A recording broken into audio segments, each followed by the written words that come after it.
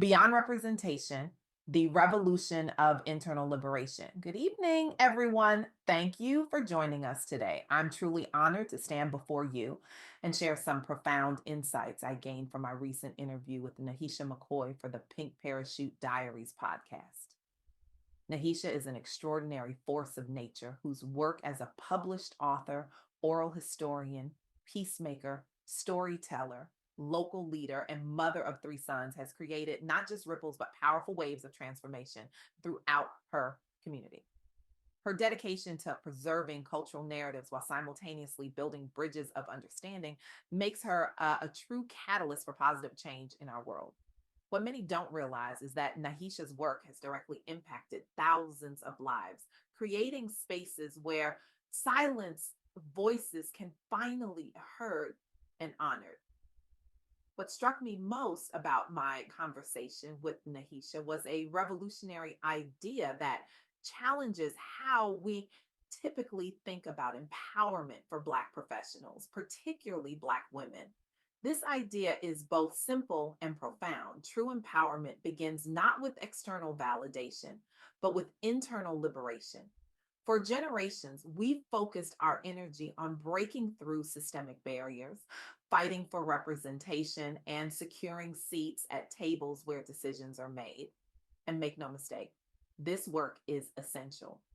But what Nahisha helped me understand is that there's a deeper, more fundamental shift that must occur alongside these external battles. The conventional wisdom tells us that power comes from position, from title, from external recognition. But what if this understanding is incomplete? What if real power begins with an internal revolution, a liberation of mind and spirit that precedes and empowers our external achievements? This insight resonates deeply with the mission of the Pink Parachute Diaries podcast, where we amplify the voices of Black women making waves in their respective fields. We've witnessed firsthand how talented Black women are often handed pink slips while underperforming men receive golden parachutes. This reality makes Nahisha's message all the more powerful and necessary. Let me share with you three key insights from my conversation with Nahisha that illuminate this path toward internal liberation and authentic power. First, Nahisha emphasized the critical distinction between representation and real power. In our discussion, she noted that while representation matters tremendously, it's only the beginning of the journey. Being in the room is one thing, she told me, but having the authority to shape what happens in that room is something else entirely. This distinction is crucial. We've seen countless examples of Black professionals who achieve positions of visibility but find themselves without the influence to create meaningful change. They become tokens, visible but voiceless. Nahisha's work challenges us to move beyond mere representation toward positions of genuine influence and authority. This requires not just getting a seat at the table, but developing the strategic thinking, community support, and internal confidence to use that seat effectively. It means recognizing that representation without power can become a different kind of constraint, one that appears as progress while actually maintaining the status quo. I remember Nahisha sharing the story of Elaine, a brilliant executive who became the first Black woman to reach senior leadership in her organization. Everyone celebrated this milestone, but Elaine soon discovered that her voice was consistently undermined in meetings. Her ideas were ignored until repeated by male colleagues. Her budget requests were scrutinized more heavily than those of her peers. Instead of accepting this dynamic, Elaine began documenting these patterns. She built alliances with colleagues who recognized her value. She created alternative channels to ensure her ideas were heard. Most importantly, she refused to internalize the message that her voice mattered less. She liberated herself from the expectation that she should be grateful just to be present. Within a year, she had transformed her role from symbolic representation to genuine influence, changing not just her own experience, but the culture of the organization itself.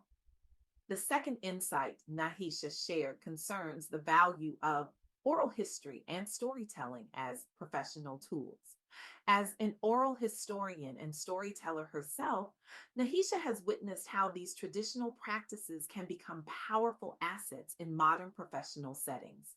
In our conversation, she explained how storytelling serves multiple functions simultaneously.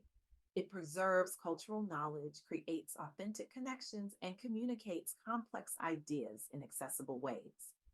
For Black professionals navigating predominantly white spaces, the ability to tell compelling stories about our experiences, our communities, and our visions for the future becomes an invaluable skill.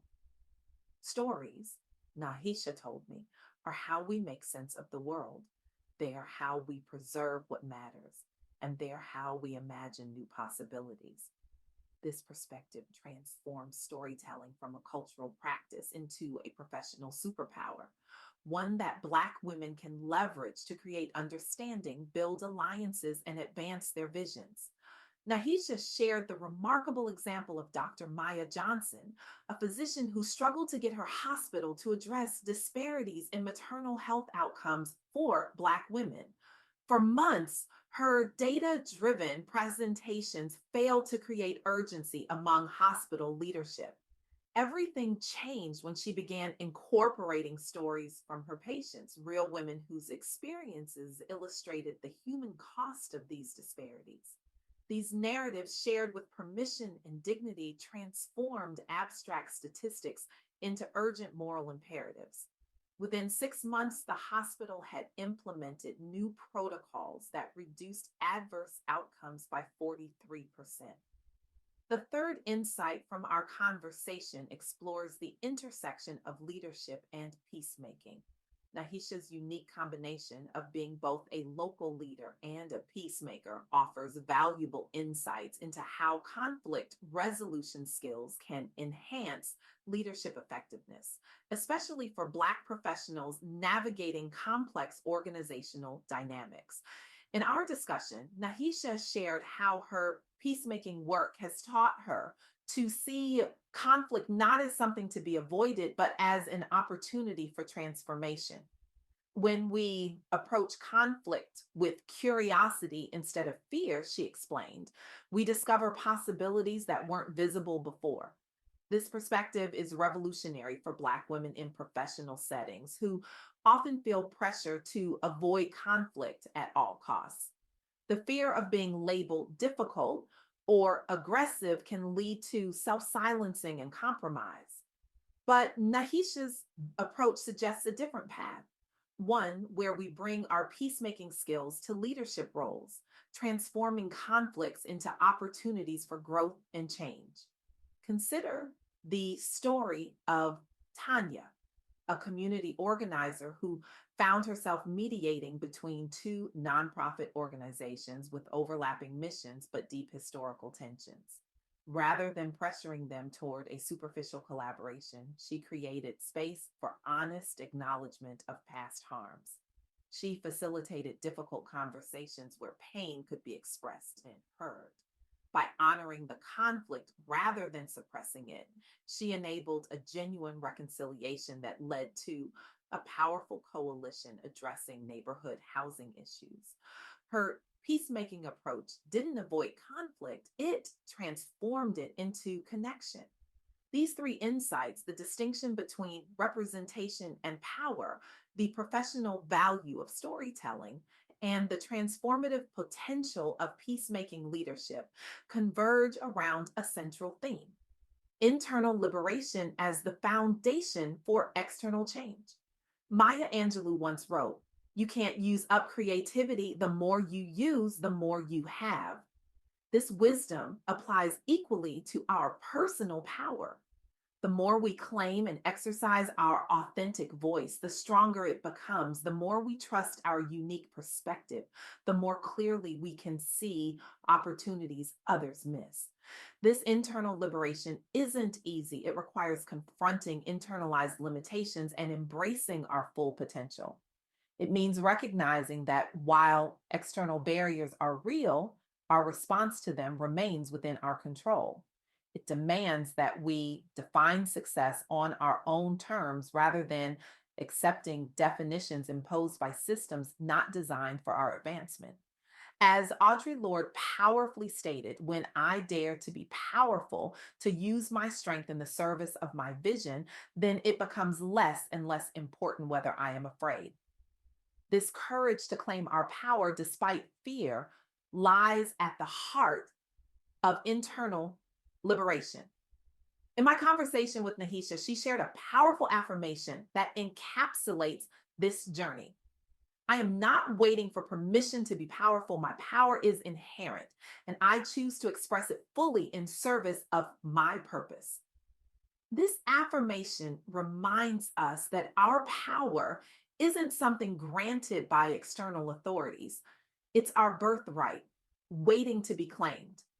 The journey toward internal liberation isn't a solitary one. It happens in community through conversations like the one I had with Nahisha, through networks of support that validate our experiences and nurture our growth.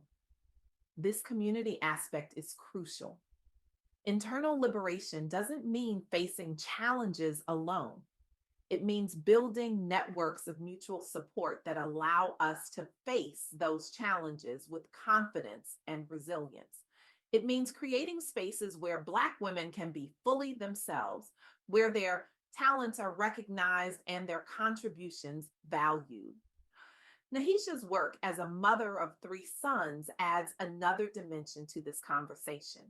She spoke eloquently about how motherhood has informed her leadership style, teaching her patience, perspective, and the ability to nurture potential. These qualities, often undervalued in traditional leadership models, represent strengths rather than limitations. This integration of personal and professional identities represents another aspect of internal liberation, the freedom to bring our whole selves to our work rather than compartmentalizing different aspects of our lives. When we embrace all dimensions of our identity, we access a deeper well of wisdom and creativity. The path toward internal liberation isn't linear. It involves setbacks and struggles, moments of doubt, and periods of growth. But as Nahisha reminded me during our conversation, every challenge contains a gift. Our job is to unwrap it. This perspective transforms how we view obstacles. Instead of seeing them as evidence of our limitations, we can approach them as opportunities for discovery and development. This mindset shift doesn't make challenges disappear, but it changes our relationship to them, empowering us to respond with creativity rather than resignation. So, where do we go from here? How do we translate these insights into action? I challenge you today to begin your own journey of internal liberation. Start by examining where you've internalized limitations that aren't truly yours. Identify one belief about what you can't do or shouldn't expect that might actually be someone else's narrative imposed on your life. Then take one bold action this week that defies that limitation. Speak about up in that meeting, apply for that position, launch that initiative, share that story, not because external validation awaits, but because your voice deserves to be expressed. Document your journey. Notice what happens not just externally, but internally. How does it feel to act from a place of inherent power rather than granted permission? Find your community of support, people who see your full potential and celebrate your authentic expression. Be that support for others on similar journeys. Remember that this work isn't just personal, it's revolutionary. Each act of internal liberation creates ripples that touch countless lives. When we free ourselves from internalized limitations, we create new possibilities, not just for ourselves, but for everyone our lives touch. The world doesn't just need your representation, it needs your voice, your vision, your full liberated power expressed in service of what matters most. As Nahisha would say, don't wait for the world to be ready for your greatness. The world becomes ready precisely when you refuse to dim your light. Thank you.